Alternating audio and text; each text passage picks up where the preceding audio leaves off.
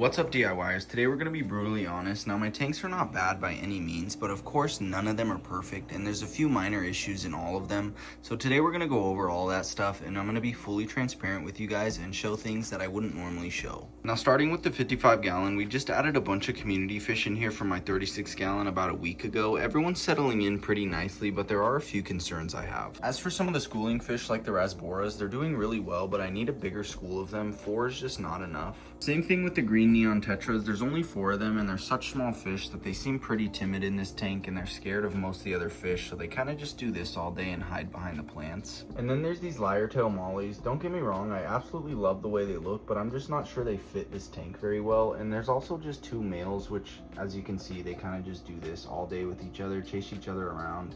A little bit of aggression. They're not killing each other or anything, but it would be nice to have a couple females for them.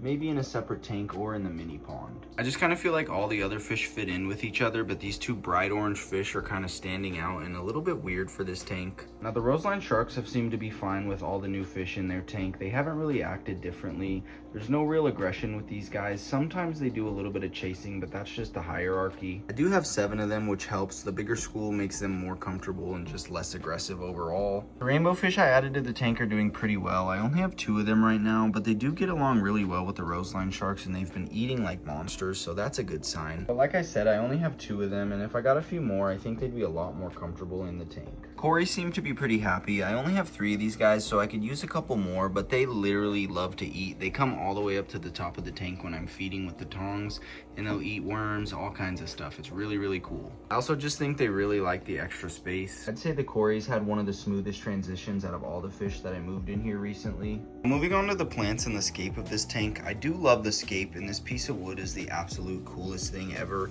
but I feel like I'm missing something on this side. I've always kind of thought that. Also, these jungle bow back here, I had 2 of them, and they were both super tall, almost to the top, but they are not doing really good. I'm not sure why. I put root tabs, I have liquid fertilizer in there, but this one on this side just completely withered away, and that one's kind of doing the same thing. As you can see, their leaves are kind of up here. They just float up, melt, and kind of die over time. It sucks. It looked really cool when it was full over there, so that part is definitely not fun. So I've definitely been considering putting some sort of driftwood or other hardscape on this side. I really love this side and how it's structured all the way to the top, but this side is just a little bit boring, and especially since those plants on the back died. Let me know what you guys think in the comments. Should I add something over here, or should I just completely rescape this thing? One thing that I constantly think about with this tank is replacing this sand with aqua soil. I know that would help the plants tremendously, but it's just a pretty costly thing to do. It would also require me to remove all the fish, because when you add aqua soil to a system that's already running, it spikes the ammonia like crazy and would most likely kill all my fish, and I don't have any space to move all these guys somewhere while I switch out the soil. Another thing I'm going to be fully transparent on is my plants and how some of them are not doing very well at all. This one is pretty much rotting from the bottom up, and all these different leaves are just rotting slowly. And then these ones were actually doing really well for way longer than I thought they would without soil, but recently they've just started kind of melting away and dying. And then there's the Brazilian pennywort. It was starting to melt off and die, but recently it kind of got a growth spurt, and I'm not too sure why. I've been told many times that aqua soil is really important for these Brazilian pennywort plants, but honestly, it's been kind of defying those odds and growing anyways, so that's super cool. But as for plants like that one and these ones, they're not doing very well without the aqua soil. I put root tabs, and I also do liquid fertilizer, but it just doesn't seem to be enough for these plants. This moneywort plant right here has been there since I first scaped the tank, and it's actually doing really well. Of course, the hornwort's doing well. This plant is doing fairly well. The stems are a little bit funky looking, but the tops look really healthy, so I'm just sticking with that. My Amazon swords kind of confuse me because there's a lot of green leaves, but then there's a few dead ones as well. This one back here looks a little less healthy, a lot of dead leaves. This plant seems to be throwing up some new growth, and it's got a really green stem right there, so I'm pretty hopeful for these. Now, they're not super healthy, but they're honestly growing, so that's a good sign. So for the most part, the plants are okay. There is a few in here that are not doing so well, and the aqua soil would really help that. My whole goal with this tank is the ultimate planted community tank, so if I need to swap out the sand for aqua soil to get these plants looking 100%, it's probably something I'm going to do in the future, just so this tank looks absolutely as good as possible. Like I said, the roseline sharks are doing really well, but these guys do grow super fast, and this tank with all these fish, I don't know if it's going to be enough space for them as they continue to grow. These fish kind of take priority with this tank, so if they ever start growing too much, I'll probably have to start removing some of the smaller fish. But eventually I do plan to get these guys something like a 75 gallon just so they can really grow out and enjoy their life and thrive. But for now, honestly, they're super peaceful and chill, and they're doing really well in this tank. This tank is still my absolute favorite, and it is perfect to me, but I do want to lock everything in and get these plants 100%, the fish stocking 100%, and just get the ecosystem really thriving. Now moving on to my 20 gallon guppy tank, this thing is an absolute jungle, and it always has been. I don't have too many concerns with this tank. Of course, none of these plants are absolutely thriving, but usually they're shaded by all the floating plants on top, which that definitely doesn't help their growth. But honestly, none of them are really melting or dying off too bad, so I'm kind of just leaving this tank as it is. Floating plants, on the other hand, absolutely thrive in this tank. The low movement plus all the fish waste just fuels these things to grow like crazy. Another small issue with this tank is there's definitely a lot of snails. Now, it's not really an issue and it's not affecting the fish, but they are kind of ugly to look at. Another thing with this tank, I guess I wouldn't really call it a problem, but there's non-stop guppy frying here, which is fine because I move them over to the guppy growout tub and eventually sell them on my website. But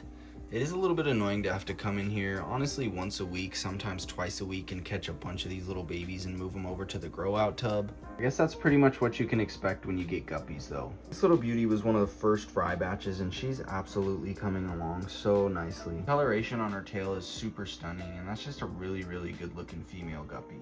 Now, like I kind of said, this isn't necessarily a show tank, and I only have sand in here, so of course if I swapped it out with aqua soil, these plants would look a lot better.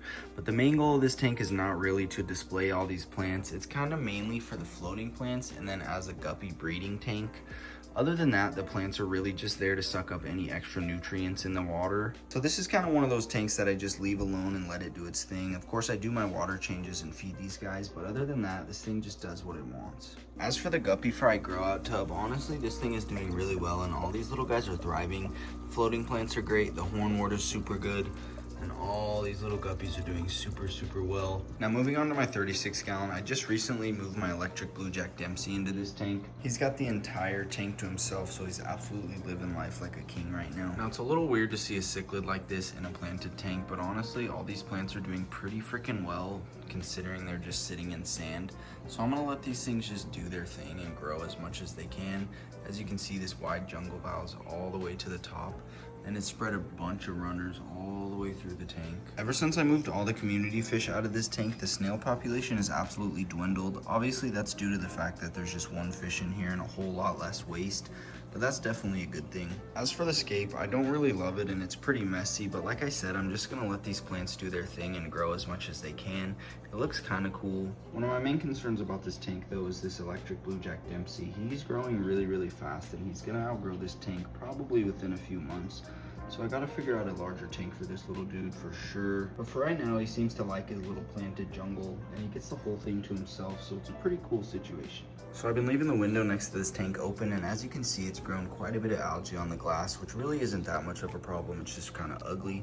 But the cool thing is this plant that's right next to where the window is freaking thriving compared to the rest of them. That one, and that one, they're really not doing too well, but this one over here in the corner that gets the natural light is thriving. As far as the plants go, the majority of these are actually doing really well. I don't know if it's just the old waste in the sand or what it is, but this stuff is just growing really well.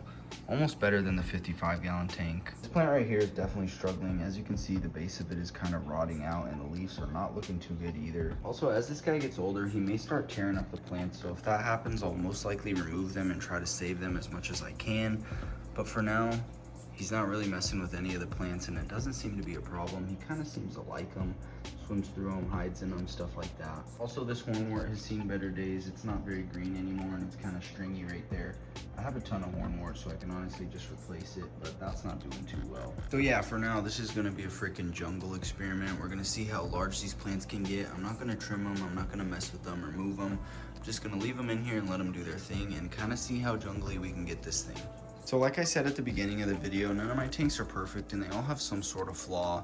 The only way you're ever going to learn from your mistakes is to first and foremost point them out and understand them, and secondly learn what you can do to improve them or fix them. So some of the issues with my tanks are not really worth fixing, but other things like swapping out this sand for aqua soil I think is definitely something I want to do. Every tank's going to have its flaws, but there's a few things in this tank like the melting plants and just overall plant health that I'm really worried about and I want to definitely get fixed as soon as possible. So hopefully you guys enjoyed this video. If you did, make sure to drop a like and don't forget to subscribe so you can stay up to date on all my tanks and my future projects.